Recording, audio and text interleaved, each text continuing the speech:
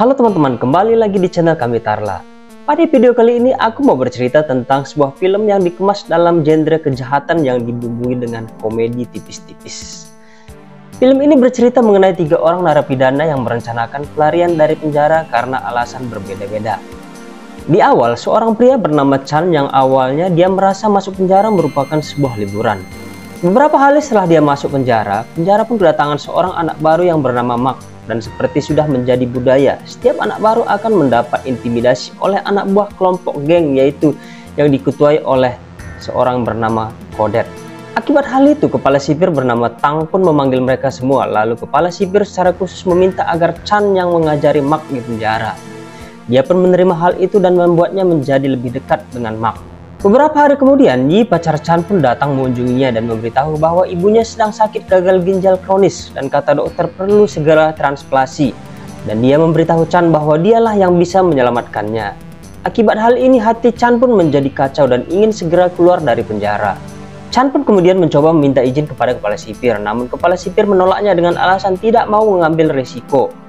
Lalu dia mengatakan tunggu saja 3 bulan lagi sampai masa tahanannya habis.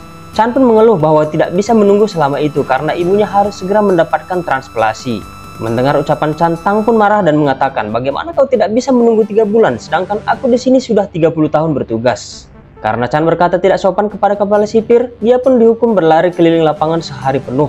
Dari sini pula lah dia mendapatkan ide untuk melarikan diri. Saat dia dihukum hingga malam, dia melihat petugas kebersihan keluar dari ruang administrasi melalui selokan di luar pagar penjara. Di sisi lain, Mark si anak baru juga sudah tidak tahan karena sering mendapatkan intimidasi dari pihak Kodet.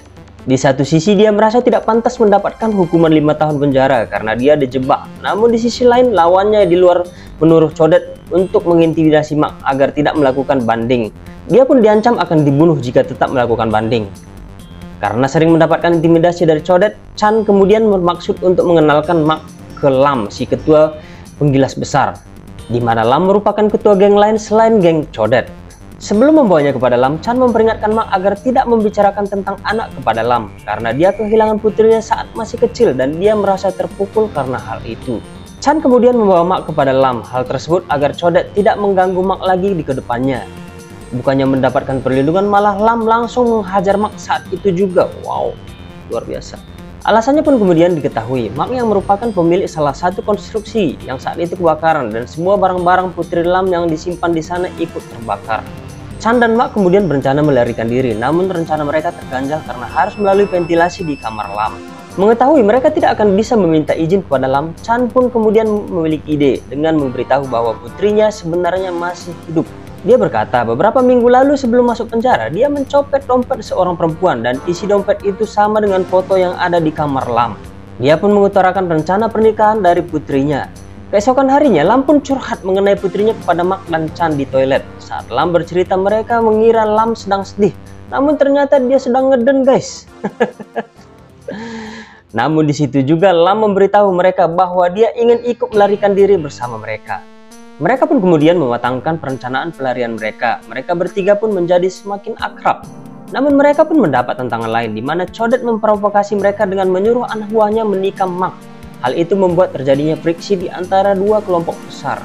Akhirnya pertarungan adil pun dilakukan di antara ketua Lam dan ketua Kodet di hadapan kepala sipir. Dengan perjanjian siapa yang kalah dia tidak akan pernah memulai lagi menciptakan permasalahan. Kodet pun yang merencanakan ini semua pun merasa senang karena dia merasa dia akan mengalahkan Lam. Namun yang terjadi kemudian Lam mematahkan tangan Kodet. Kodet kemudian dibawa ke ruang perawatan lalu mereka bertiga dibawa ke sel isolasi. Disinilah mereka kembali berdiskusi. Mereka memutuskan Mark tidak akan ikut lari bersama mereka. Dia akan tetap menunggu bandingnya, namun dia tetap membantu kedua rekannya untuk melarikan diri. Setelah mereka dikeluarkan dari sel isolasi, kepala sipir malah menempatkan Kodet di bengkel kayu tempat Lam. Namun Lam si penggilas besar merupakan seorang yang sangat bijak. Dia memahami hal semacam ini. Ini pasti rencana kepala sipir untuk memata-matai mereka. Benar saja, beberapa saat kemudian kepala sipir melakukan inspeksi dadakan, sedangkan Chan masih dalam ventilasi memotong besi. Untungnya Lam berhasil mengulur waktu dan Kodet pun bersikap baik kepada mereka dan memuji Lam. Agak sedikit aneh memang di part ini. Chan yang tahu ada infeksi di bawah, dia segera turun dan berpura-pura tidur di ruang Lam. Setelah sipir pergi, Kodet pun mengutarakan dia mengetahui rencana mereka dan dia mendapatkan kunci duplikasi yang telah dibuat oleh Chang. Codet pun mengutarakan dia ingin ikut pergi bersama mereka. Dia juga tidak mau seumur hidup berada di penjara. Mereka bertiga sebenarnya menjadi gusar karena hal ini. Mereka tidak bisa mempercayai Codet. Hari festival musim gugur pun tiba. Itulah hari rencana pelarian mereka. Di saat semuanya sedang sibuk, mereka pun memulai aksinya.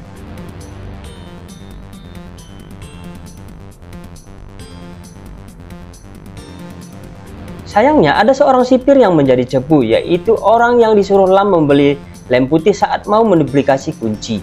Mereka pun pada akhirnya ketahuan, kepala sipir sudah berada di ruang penggilas besar dan mengetahui mereka melarikan diri dari ruang ventilasi.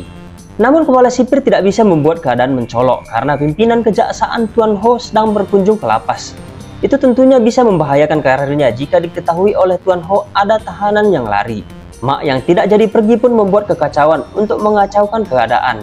Ia berharap bisa mengulur waktu karena temannya sudah ketahuan.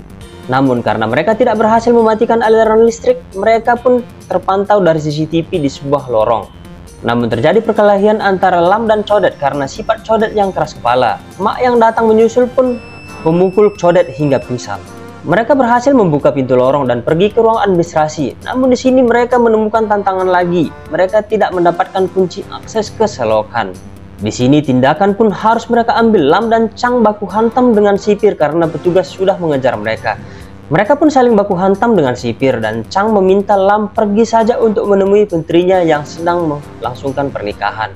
Hanya Lam si penggilas besar lah yang berhasil melarikan diri dan dia dibawa oleh pacar Chang.